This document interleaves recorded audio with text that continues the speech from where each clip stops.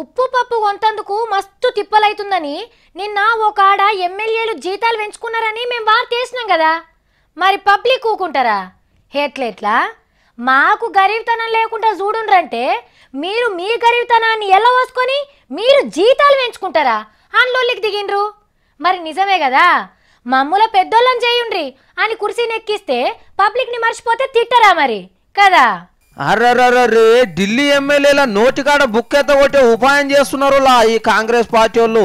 తిండి ఖర్చులకు పైసలు వెళ్ళక జీతాలు పెంచుకుందామని చూస్తే గట్టెట్లయితుందని కాళ్ళల్లో కట్టెబెట్టినట్టే చేస్తున్నారు. ఎతోడు ఎతకేడుస్తుంటే కథోడు కథకేడ్చినట్టు మాకు పప్పన్నమే గతి లేకున్నా మీరు పరమన్నం తిన చూస్తారు అని కయ్యానికి దిగిండ్రు డౌన్లు కొట్టుకుంటా. ఆగా చూడుండ్రి, పోలీసులు గేట్లు గీట్లు అడ్డం పెట్టి ఆగవచ్చినా ఎవ్వరు ఆగుతలేరు. కానీ ఈ కేజ్రీవాల్ సార్ కూడా జరంత ఆలోచన చేయాలి. 70 మంది ఎమ్మెల్యేలల్లో 67 మంది మనమే ఉన్నాం కదా అని ఒకపారే 4 గింతలు పెంచుకుంటామంటే ఎమ్మెల్యేలు గానోళ్ళ కడుపు మండదా? మొన్న పార్లమెంట్ లో అక్బబ్బువ మీదనే గంత రచ్చ నడిచి ఏదన్నా వేసుకుంటే ఎవ్వలకు తెలియకుండా వేసుకోవాలి గాని గిట్ల వేసి నవ్వినోళ్ళ ముంగట జారిపడ్డట్టు ఏకుండ్రి సారు.